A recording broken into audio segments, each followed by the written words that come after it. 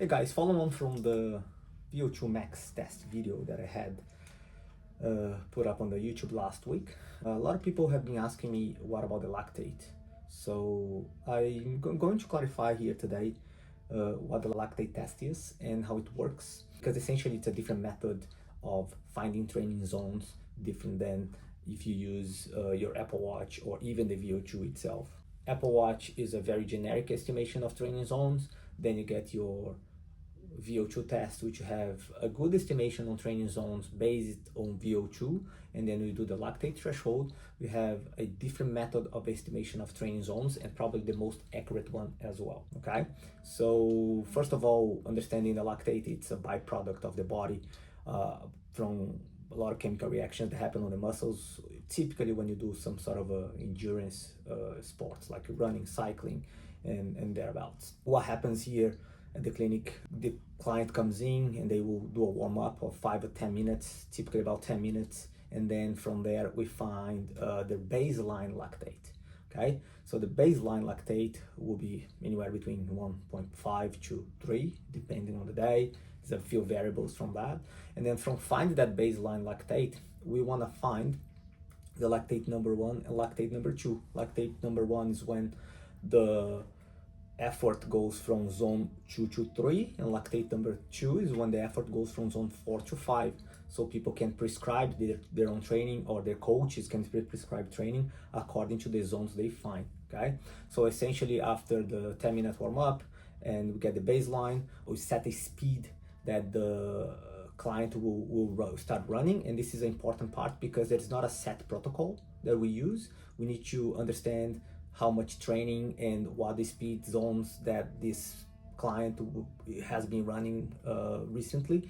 So we define exactly what speed we want to start.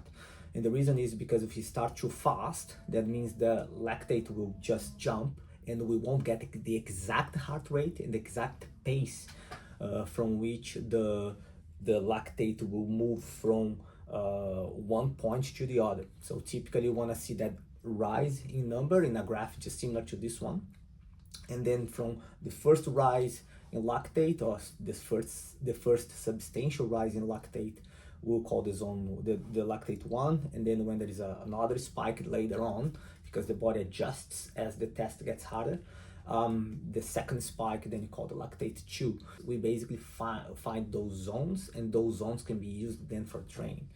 So how the lactate actually works is, as the client is running on the treadmill and we are increasing the speed, at some point every 3 minutes, usually 3 to 4 minutes, we have to take the lactate, and how it works is typically we need to make sure the client understands the process. So because we need the collaboration between client and practitioner, and then from there we basically use this tool here and this tool here.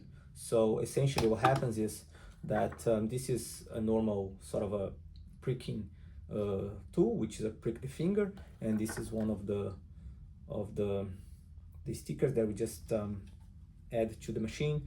So what happens is, while the client is running, we basically get there and they sort of jump off the treadmill. We try to do this process as fast as we can, and then we prick the finger just like I did with mine now, and then we try to get as much blood sample as possible.